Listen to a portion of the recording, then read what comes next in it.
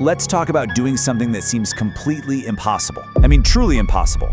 Back in 2017, the climber Alex Honnold did something that most people thought was just beyond human limits. He climbed the massive rock face of El Capitan in Yosemite, all by himself, and with absolutely no safety gear. So how on earth does a person even start to think about a goal that huge? Well, let's deconstruct his blueprint for achieving the unimaginable. First, just to wrap your head around the scale of this thing, we are talking about a 3,000-foot vertical wall of granite.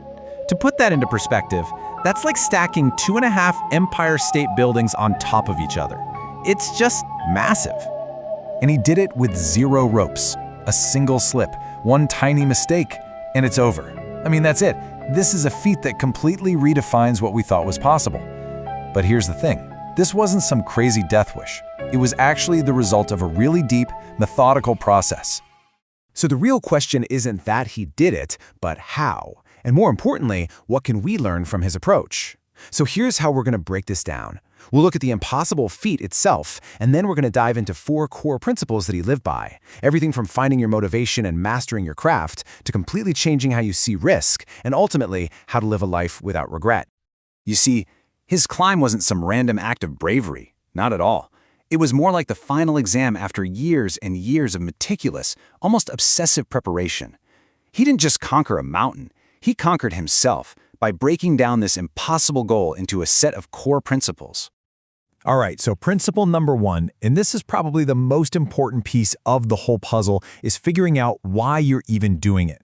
Honnold's journey was fueled by something that came from deep inside him, a purely internal engine. And this gets to a really critical difference. You've got extrinsic motivation. That's stuff like fame, money, getting a promotion. That stuff is fine, but it can fade. But then you have intrinsic motivation. That's a deep, personal love for the thing itself. It's the fuel that keeps you going when nobody's watching and there's no paycheck at the end. Honnold put it perfectly himself. For him, climbing El Capitan wasn't about getting a movie deal or becoming famous. It was this deeply personal quest.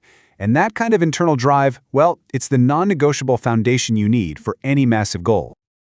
Okay, so once you've got that internal engine fired up, you move on to principle number 2.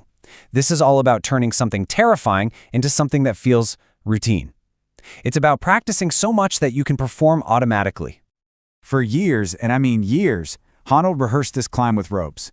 He broke the entire 3,000-foot route down into little pieces. He found the absolute hardest parts and focused on those. He memorized every single handhold, every foothold, rehearsing the moves thousands of times until it was just burned into his muscle memory.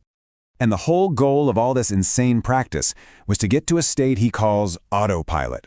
It's that feeling where you've done something so many times, you don't even have to think about it anymore. Your body just knows what to do. Your conscious mind, with all of its fears and doubts, it gets out of the way. So what was the result of all that work? Well, on the day of the actual climb, Honnold said he felt 100% certain. He knew exactly what to do every step of the way. The impossible had become possible, just through sheer, methodical repetition. There were no surprises left. Now this brings us to principle number 3, and this one is a little bit of a mind-bender. We all see a guy on a cliff with no rope and we think that's the definition of risk. But Honnold's way of thinking forces us to completely recalibrate how we think about risk and safety. So let me just ask you this. Was climbing without a rope really his biggest risk? From his point of view, the answer is, surprisingly, no. He talks about this thing we can call the paradox of safety. He argues that having a rope, that thing that's supposed to be a safety net, can actually encourage climbers to be more reckless, to push into unknown territory because they feel safe. It creates this false sense of security that can get you into really dangerous situations. And he says it himself, without a rope, he was actually way more conservative. He would only move into territory he knew with absolute 100% certainty. So for him, risk isn't about the lack of safety gear. Risk is about a lack of preparation. And that brings us to the 4th and final principle. This one really wraps everything else up into a single, powerful philosophy for life, one that was actually forged by a personal tragedy that has guided him ever since.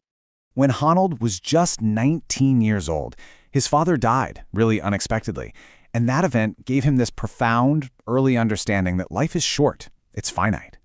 It wasn't a depressing thought for him, though. It was a clarifying one. It forced him to ask himself, what do I really want to do with the time I have? And this is the core of it all, right here. He's not chasing danger. He's chasing a life filled with things he's passionate about. He uses the reality that we all have limited time not as something to be afraid of, but as the ultimate motivator to live a full life, a life without regret. So, to recap Honnold's blueprint, it's actually pretty clear. First, find what truly drives you from the inside.